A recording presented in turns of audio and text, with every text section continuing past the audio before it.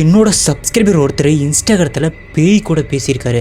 அந்த பேய் இவருக்கு ரெகுலராக மெசேஜ் பண்ணியிருக்கு. அது ஒரு பெண் பேய். இந்த கதை அவருக்கு உண்மையிலுமே நடந்தது. அந்த மெசேஜஸும் அந்த பேய் பண்ண வீடியோ காலையும் இவர் ரெக்கார்ட் பண்ணி வச்சுருக்காரு. அது இந்த வீடியோவில் நான் அட்டாச் பண்ணியிருக்கேன். இந்த கதையை கேட்கும் பொழுது நிச்சயமாக உங்களை பயமுறுத்தும். இந்த வீடியோவில் நான் சொல்ல போகிற இந்த ஒரு ஐடியிலேருந்து உங்களுக்கு மெசேஜஸோ இல்லை கால்ஸ் இல்லை வீடியோ கால்ஸ் எது வந்தாலும் தயவு செஞ்சு அக்செப்ட் பண்ணிடாதீங்க. அது ஒரு பெண் பேய். அந்த பேயோட பேர் பூஜா. இந்த கதையை எனக்கு அனுப்புனவர் சரவணன். இவர் சேலத்தில் வசிச்சு வர்றாரு. ஸோ இவருக்கு ஒரு கேர்ள் ஃப்ரெண்ட் இருந்திருக்காங்க. ரெண்டு பேருமே சின்ன வயசுலேருந்து ரொம்ப சந்தோஷமாக இருந்திருக்காங்க. ஏன்னா ரெண்டு ஃபேமிலியுமே ஃப்ரெண்ட்ஸான ஃபேமிலி தான். மேக்ஸிமம் இவங்க இன்ஸ்டாகிராமத்தில் தான் நிறைய பேசிப்பாங்க. ரீல்ஸு, மீம்ஸு, சாங்ஸ்ன்னு சொல்லிட்டு ரெண்டு பேரும் மாற்றி மாற்றி ஷேர் பண்ணிப்பாங்க. ஸோ ரெண்டு பேரோட டேஸ்ட்டுமே ஒரே மாதிரி தான் இருக்கும். ஆனால் 2023 இந்த சரவணனுக்கு ஒரு இடி வந்து விழுகுது. அது என்னன்னா, அந்த பொண்ணு பூஜா இருக்கால, அவளுக்கு 2023 ஒரு பெரிய ஆக்சிடென்ட் ஆகிடுது.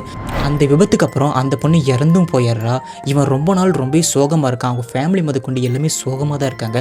பல நாட்கள் இது நீடிக்குது. அந்த பொண்ணுக்கு இறுதி சடங்குலாம் முடிஞ்சு பல மாதங்கள் ஆகுது. அந்த பொண்ணு இருந்த குரூப்பு, ஃப்ரெண்ட்ஸு குரூப்பு, ஃபேமிலி குரூப்புன்னு எதுலேயுமே யாருமே ஆக்டிவாக இல்லை. காரணம் இந்த பொண்ணு தான். அதில் எல்லோரும் ரொம்ப ஆக்டிவாக, ரொம்ப சீரியஸாக, எல்லாத்துலேயுமே ரொம்ப சந்தோஷமாக பேசிகிட்டு இருப்பா. அந்த பொண்ணு இல்லாதனா அந்த குரூப்பு, அந்த பொண்ணோட ஐடி, வாட்ஸ்அப் சொல்லிட்டு எதுவுமே ஆக்டிவாக இல்லை. யாருமே பேசுகிறதே இல்லை. ஆனால் சரவணன் ஒரு நாள் இன்ஸ்டாகிராமத்தில் ரீல்ஸை ஸ்க்ரோல் பண்ணிகிட்டு இருக்கும்போது அவருக்கு ஒரு நோட்டிஃபிகேஷன் வருது. என்னன்னா, பூஜா இஸ் ஆக்டிவ் நவ் அப்படின்னு. அதாவது பூஜா இப்போ ஆக்டிவாக இருக்கா அப்படின்னு இன்ஸ்டாகிராமத்தில் அந்த மெசேஜ் உள்ளே இருக்கு பார்த்தீங்களா, அதில் காட்டியிருக்கு. அன்றைக்கி சரவணன் அதை பார்த்துட்டு ஏதாவது கிளிச்சோ இல்லை எரரோ இருக்கும். ஸோ இன்ஸ்டாகிராம் செய்த ஏதாவது பிரச்சனையாக இருக்கும், அதனால தான் இப்படி காட்டுதே அப்படின்னு அதை நார்மலாக விட்டுட்டார். ஆனால் 2 நாள் கழித்து அந்த ஐடியிலேருந்து ஒரு மீம் மெசேஜ் வந்திருக்கு. ஸோ அதை பார்த்துட்டு இவர் பயங்கரமாக ஷாக் ஆகிட்டார். காரணம், அந்த பொண்ணு எப்பயுமே ரீல்ஸ் மீம்ஸ்லாம் அனுப்பிச்சிருப்பா பார்த்தீங்களா, அதே ஸ்டைலில் அந்த மீம் வந்திருக்கு. ஸோ அவனுக்கு ஏற்ற மாதிரியே அதை பார்த்துட்டு அன்றைக்கி இரவு முழுக்க சரவணனால் தூங்கவே முடியல. என்ன நடக்குதுங்க, என்ன ஆச்சுன்னு சொல்லி ஃபோனை அன்றைக்கி ஒரு நாள் சுவிட்ச் ஆஃப் பண்ணிட்டு கம்முன்னு படுத்து தூங்கிட்டார். 2 நாள் கழிச்சு மார்னிங் அந்த ஃபோன் எடுத்து அவர் திரும்பி ஓப்பன் பண்ணி பார்த்துருக்காரு. அந்த பூஜா ஐடியிலேருந்து எந்த மெசேஜ் வந்த மாதிரியும் இல்லை லாஸ்ட் சீன் காட்டின மாதிரி எதுவுமே இல்லை. அதாவது நார்மல் ஆயிடுச்சு. அவள் ஆக்டிவாக இருக்க மாதிரி எதுவுமே காட்டவே இல்லை. அதுக்கப்புறம் பூஜாவோட ஃப்ரெண்ட்ஸுக்கிட்ட கேட்டிருக்காங்க, இந்த மாதிரி பூஜாவோட ஐடி ஆக்டிவில் இந்த மாதிரி உனக்கு நேற்று காட்டுனிச்சா, எனக்கு காட்டுனிச்சு அப்படின்னு கேட்டிருக்காங்க. அதுக்கு அவங்க ஃப்ரெண்ட்ஸ் எல்லாமே எங்களுக்கும் காட்டுனிச்சு, அது என்ன காரணம்னு தெரில அப்படின்னு சொல்லியிருக்காங்க. அதுக்கப்புறமா தான் சரவணுக்கு மிகப்பெரிய சந்தேகமாக வருது. அடுத்த சில நாள் கழிச்சு சரவணுக்கு பர்த்டே வருது. அவனோட ஃபோட்டோவை எல்லாருமே ஸ்டோரிஸ், ஸ்டேட்டஸ்ன்னு சொல்லிட்டு எல்லாம் மாற்றி மாற்றி போட ஆரம்பித்தாங்க. அந்த ஸ்டோரியும் ஸ்டேட்டஸையும் எடுத்து அவன் தன்னோட ஸ்டோரியில் சரவணன் போட ஆரம்பிச்சிருக்கான். அப்போ தான் அந்த நோட்டிஃபிகேஷன் வருது. என்னன்னா, அவனை ஷேர் பண்ணால் பார்த்தீங்களா அந்த ஃபோட்டோஸை, அது அந்த பூஜாவோட ஐடியோட ஸ்டோரியில் ஷேர் பண்ணியிருக்கு. இதை பார்த்து அவனுக்கு கை கால் பயங்கரமாக நடுங்கி போச்சு. என்னதான் இங்கே நடக்குது அப்படின்னு. அந்த ஸ்டோரி ரொம்ப பயத்தோடையும் நிறைய பதற்றத்தோடையும் அந்த சரவணன் ஓப்பன் பண்ணி பார்த்தா அதில் அவன் ஃபோட்டோ இருக்குது. கீழே மிஸ் பண்ணிடாதீங்க அப்படின்னு இருந்திருக்கு.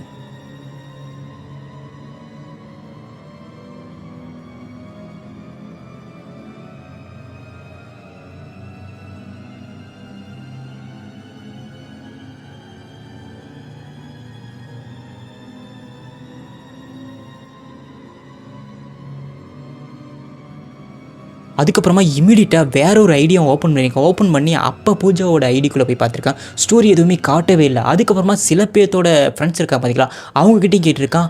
அங்கேயும் அந்த ஸ்டோரி காட்டவே இல்லை. இவனோட அந்த மெயின் ஐடியில் மட்டும்தான் அந்த பூஜாவோட ஸ்டோரி காட்டியிருக்கு. பூஜா கூட பேசின அந்த பழைய சேட்டெல்லாம் எடுத்து அவன் லைனாக பார்த்துட்டு இருந்திருக்கான். அப்போது ஒரு வாய்ஸ் ரெக்கார்டு அவனுக்கு கிடைக்கிது. அப்போ அந்த வாய்ஸ் ரெக்கார்டில் அவன் இது வரைக்குமே கேட்காத, ப்ளே பண்ணாத ஒரு ஆடியோ இருந்திருக்கு. அதை அவன் எடுத்து கேட்டு பார்க்குறான். அதில் நான் இன்னொன்று விட்டு போகலை அப்படின்னு இருந்திருக்கு.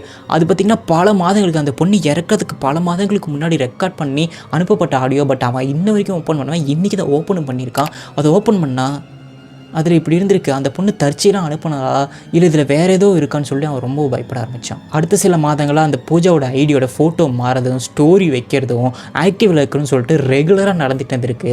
அதுக்கப்புறமா அந்த சரவணனால் ரொம்ப வெயிட் பண்ணவே முடியல. டைரெக்டாக அந்த பொண்ணோட வீட்டுக்கு போகிறான். பொண்ணு வீட்டுக்கு போய் ரொம்ப கேஷுவலாக பேச ஆரம்பிக்கிறான். அப்போ கேஷுவலாக கேட்குறான், பூஜாவோட மொபைல் என்னாச்சு, அந்த ஃபோன் சுவிட்ச் ஆஃப் பண்ணுது அப்படின்னு சொல்லிட்டு கேஷுவலாக பேச ஆரம்பிக்கிறான். அதுக்கு அவங்க வீட்டில் இருக்கவங்க, அந்த ஃபோனு விபத்தில் உடஞ்சி போச்சு, ரொம்ப டேமேஜ் ஆச்சு, அது இன்னமும் பீரோவில் தான் போட்டு வச்சுருக்கோம். அந்த சிம் கார்டு நம்பர்ஸ் எல்லாம் தனியாக கழட்டி என்னோடய மொபைலில் போட்டிருக்கேன். பட் அந்த மொபைல் ரொம்ப டேமேஜ் ஆனதுனால அந்த பொண்ணு சம்மந்தப்பட்ட எதுவுமே எங்ககிட்ட இல்லை அப்படின்னு சொல்லியிருக்காங்க. அதை கேட்டதும் 2 செகண்ட் கூட வெயிட் பண்ணாமல் நான் போயிட்டு வரேன் அப்படின்னு சொல்லிட்டு அங்கேருந்து அவன் கிளம்பி போயிட்டான். அவன் லேட் நைட்டில் தான் அந்த வீட்டிலேருந்து வெளியில் கிளம்பி போகிறான். அப்படி ரோடு ஓரமாக போயிட்டு இருக்கும்போது ஒரு சிக்னல் வருது. அந்த சிக்னலில் நிற்கிறான். அந்த சிக்னலை தாண்டி ஒரு ரோடு இருக்குது. அந்த ரோட்டில் அந்த பூஜை மாதிரியே ஒரு பொண்ணு நின்றுருக்கா. அந்த பொண்ணு கை முழுக்க வெறும் வளையல் தான் இருந்திருக்கு. அந்த வளையல் எல்லாமே சிவப்பு நிறத்தில் மட்டும்தான் இருந்திருக்கு. இது அந்த பொண்ணு பூஜை தானா இல்லை வேற யாரோ பொண்ணு அவனுக்கு டவுட்டாகவே இருந்திருக்கு. பட் கன்ஃபார்மாக தெரில. ஆனால் ஒரு பொண்ணு அப்படின்னு இருந்திருக்கா. அதுக்கப்புறமா அந்த சைடு சில பல வண்டிகள் போக ஆரம்பிக்குது. எல்லாம் சின்ன வண்டி தான். அந்த சின்ன வண்டிலாம் கிராஸ் பண்ண பிறகு அந்த இடத்துல அந்த பொண்ணு இல்லை. ஆனால் அந்த பொண்ணு பார்க்க முழுக்க பூஜை மாதிரி தான் இருந்திருக்கலாம். இந்த மாதிரி பல விஷயங்கள் பூஜை சம்மந்தப்பட்டது அவனுக்கு தொடர்ந்து நடக்க ஆரம்பிச்சிருக்கு. ஒரு நாள் இரவு பார்த்தீங்கன்னா என்ன நடக்குதுன்னா, கரெக்டாக 2:11 மணிக்கு அவனோட மொபைலில் இன்ஸ்டாகிராம்லேருந்து ஒரு இன்கமிங் கால் வந்திருக்கு. ஸோ அது பூஜை கிட்டேருந்து வந்திருக்கு.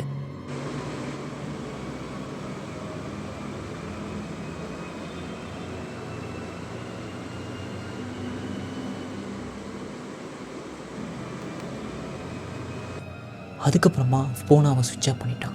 அந்த ஃபோனை எடுக்கிறதே கிடையாது. அதுக்கப்புறம் அவன் ஃபோனை மாற்றி இன்ஸ்டாகிராத்தையும் இன்ஸ்டால் பண்ணாமல் இன்ன வரைக்கும் வச்சுருக்காமா.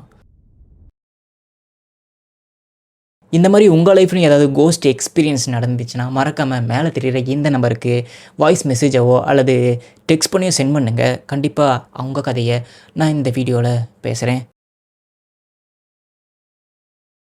ஸோ அது வரைக்கும் பாய்.